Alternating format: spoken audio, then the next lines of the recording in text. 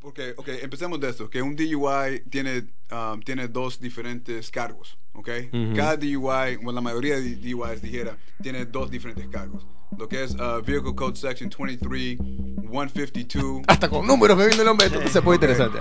I see him look at his BlackBerry. It's all right. And then in between, like, hey, I need a thorough lawyer. I like the way you're moving already. Then in between, he sends subtle messages like, yeah, 415, that's his phone number. Que siga, por favor. That'd be Vehicle Code Section 415-240-4306.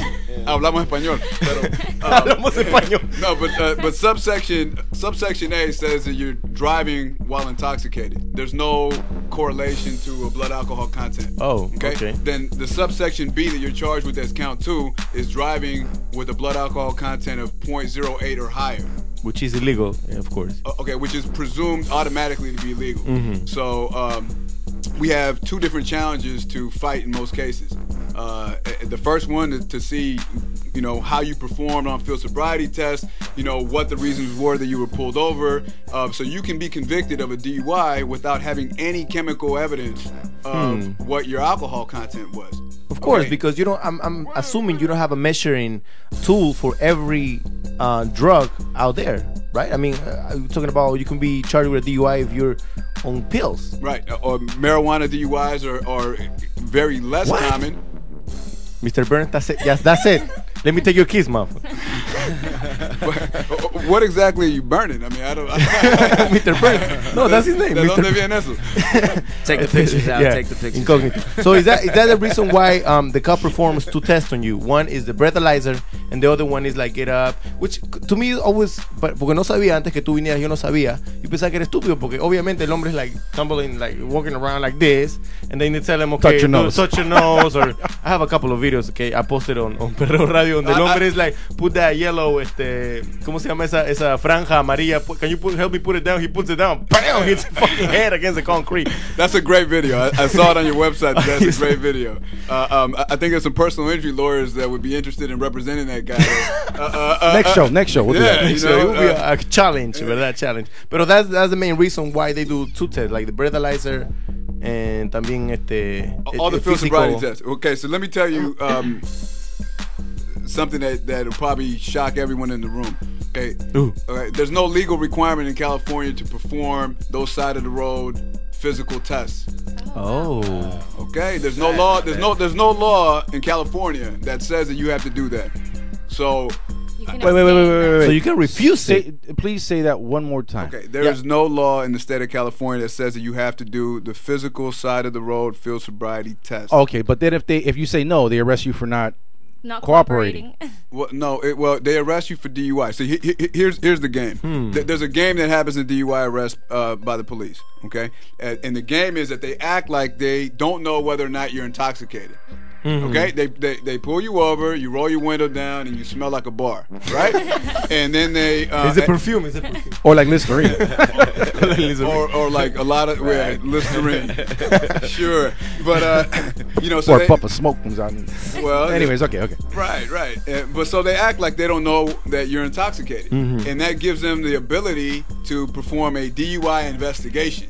So in the hundreds of reports that I see say, well, I conclude, I was given indication that the person might be under the influence of alcohol, so I started investigating. And I started asking the driver to step out of the car, and he couldn't get out of the car, but I wasn't sure yet, so I started asking him to put one leg up and count to 10. And that's do the finger that's test. For the argument of saying I concluded because I did all of these tests. And right. And it's also for the argument of building up evidence. So la más evidencia que tienen de que no puedes ni caminar, ni decir las ABCs, ni contar a 10 y de 10 backwards. a 1, ¿verdad? Yeah. Entonces, ABC backwards. Todo es más evidencia. Sober. Exactly. Exacto. So uno le va dando más evidencia para incriminarlo a uno mismo. Okay, so la gente dice, bueno, entonces, ¿qué es lo que debo hacer? What should I do? Well, I can tell, look, I know it's a very hard thing to get across, even to think about your mind, that you actually have the right to do that. If I got pulled over and I was sober, then I might say, okay, that's fine. I'll do whatever you want me to do. I'm sober. I'm not worried about it. Okay. If I knew I was drinking, I would say, it's license and registration. I'd hand it over, and say, have you been drinking? I say, officer, I'm not going to answer any of your questions. I'm not going to perform any side of road test. I will submit to a chemical test if you want me to, because you can't refuse to blow. You can't refuse. You cannot refuse to give your breath test. Oh, okay. You cannot. But you can refuse to touch your nose, shit, and all that other stuff. Exactly. Okay, I wanted to clear that up because I hate that shit. Now, check. Do you have an option of what type of test you can take? You have an option of what type of test you can take. So you can wait. Let my borrachera go away until I get to treasure the chest, man. No, what your options currently are blood or breath. Blood or breath. And blood you will have to wait to be taken into the police station. So you got some time. You can buy some time ahí, ¿verdad? Hypothetically, you can buy some time. The downside of that gamble is that the blood test. It's more accurate. They'll find the weed in your system too. Oh, you like find cocaine and heroin. Oh shit, está fregado. Yeah. Those are your options. But the blood test actually has more pitfalls. There's actually more ways to beat.